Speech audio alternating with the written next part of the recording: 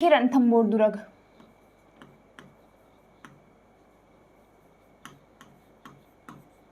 रणथंभौर दुर्ग जो कहाँ पे मैंने बताया था, वो कहाँ पे है, सवाई माधोपुर के अंदर है।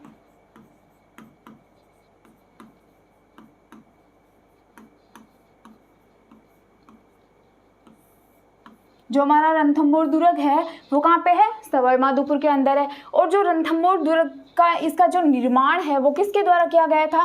पहले बात तो ये जो रणथंभौर दुर्ग है इसकी जो श्रेणी है वो कौन सी है, गिरि दुर्ग के अंदर आता है। जो रणथंभौर दुर्ग है वो पहाड़ी के ऊपर है। ओके, तो ये कौन सी श्रेणी में आता है, गिरि दुर्ग की श्रेणी में आता है। फिर दूसरा ये एरन श्रेणी के अंदर आता है। तो मैं इसकी जो श्रेणियां है वो बता देती हूँ। इसकी श्रेणी कौन सी है, इसकी श्रेणी है, ये आता है गिरि दुर्ग के अंदर।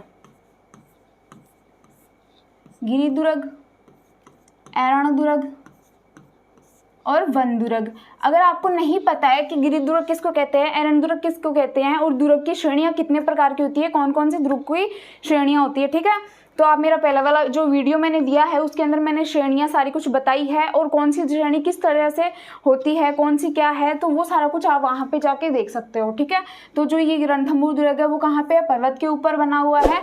तो ये गिरि श्रेणी के अंदर भी आता है, एरन श्रेणी के अंदर भी आता है और वन श्रेणी के अंदर भी आता है। तो इसकी श्रेणियां कौन कौन सी हो गई, गिरि श्रेणी, एरन श्रेणी और वन श्रेणी। ओके, तो अभी हम देखेंगे रणथंभौर दुर्ग का जो निर्माण करता है वो कौन है।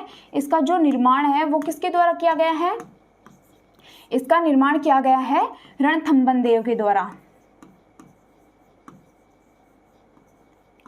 रणथंभन देव के द्वारा इस दुर्ग का निर्माण किया गया है। इसका जो अन्य नाम है, रणथंभन देव है, इसका अन्य नाम क्या मिलता है हमें, रंती देव।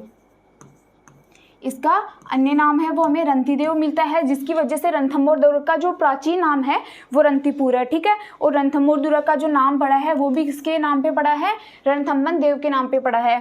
क्योंकि जो रणथंभौर दुर्ग का जो निर्माण है वो रणथंभन देव के द्वारा किया गया था, जिसका जो अन्य नाम है वो है रंतिदेव। और इसकी सन की बात करें तो इसकी सन कौन सी है, सन 994 ईस्वी में इसका निर्माण किया गया था।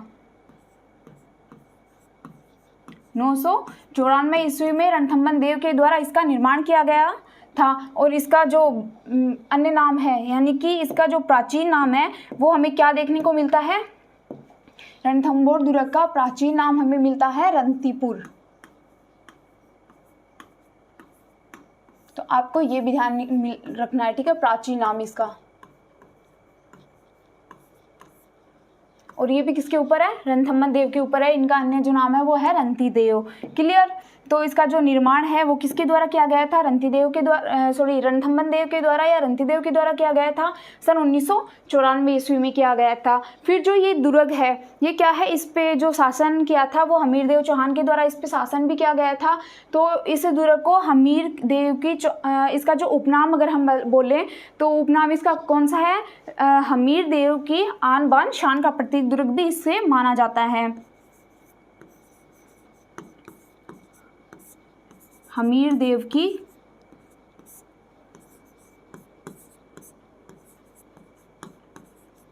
आन बान का प्रतीक या आन बान शान का प्रतीक।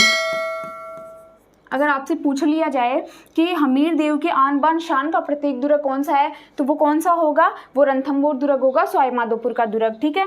तो आन बान शान का प्रतीक दुर्ग।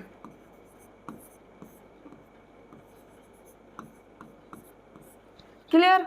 ये इसका उपनाम, रणथंभौर दुर्ग का क्या है, जो उपनाम है इसको दिया गया है हमीर देव के आन बान शान का प्रतीक दुर्ग, ठीक है। तो इसकी श्रेणियां देख ली, इसका निर्माण करता हमने देख लिया, इसका जो उपनाम है वो हमीर देव चौहान है, उसकी आन बान शान का प्रतीक इस दुर्ग को माना जाता है। फिर जो रणथंभौर दुर्ग है इसके बारे में, जो रणथंभौर दुर्ग है वो क्या है, गिरि दुर्ग है, ठीक है, पहाड़ के ऊपर है। और इस दुर्ग के चारों तरफ क्या अरावली पर्वत है, ठीक है, यानी कि ऊंची ऊंची चोटियों से, ऊंचे ऊंचे पहाड़ों, अरावली पहाड़ों से ये घिरा हुआ दुर्ग है। और इसीलिए इस दुर्ग को क्या कहा जाता है, इस दुर्ग के बारे में एक कहावत भी कही थी अबुल फजल जो इतिहासकार हुए हैं उसने कहावत कही है, क्या कही है, अबुल फजल, ये जो दुर्ग है इसके लिए कहावत कही गई है।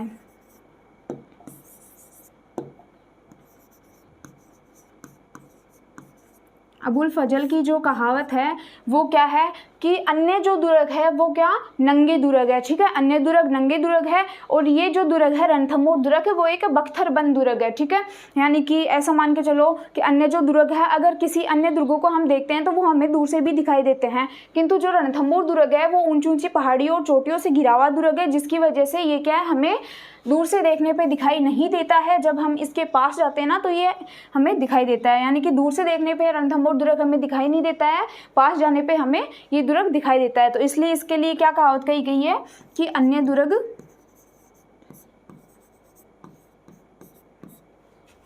नंगे हैं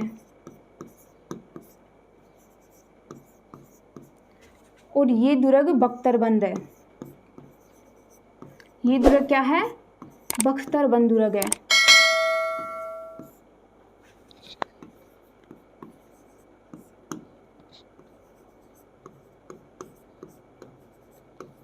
ठीक है, ये किसके द्वारा कही गई है, अबुल फजल के द्वारा कही गई है। जो इतिहासकार थे अबुल फजल, इनके द्वारा कही गई है।